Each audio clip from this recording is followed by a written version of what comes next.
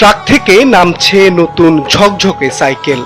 চারপাশে দাঁড়িয়ে কৌতূহলী দৃষ্টি নিয়ে অপেক্ষা করছে শিশু কিশোররা। পুরো এক মাস পবিত্র রমজানে নিয়মিত মসজিদে এসে জামায়াতে 5 ওয়াক্ত নামাজ আদায় করেছে তারা। এই নামাজটা কি সাইকেলের জন্য নাকি আল্লাহর জন্য? নামাজের প্রতি শিশুদের এই একাগ্রতার পুরস্কার হিসেবে প্রত্যেকের হাতে তুলে দেওয়া হচ্ছে নতুন সাইকেল। তাও আবার সেই সাইকেল তুলে দিচ্ছেন খোদ প্রতিমন্ত্রী।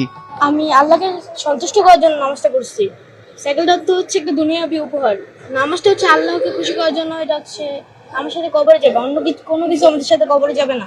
জি, হালকা কষ্ট হয় কিন্তু ব্যাপার না, এটা আল্লাহকে খুশি করার জন্য।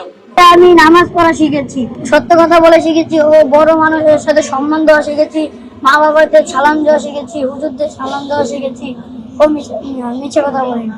আয়োজকরা বলছেন এমন উদ্যোগ কিশোরদের জন্য নামাজের প্রতি নয়, শৃঙ্খলা ও ইতিবাচক জীবনের পথেও এগিয়ে নেবে। আল্লাহকে খুশি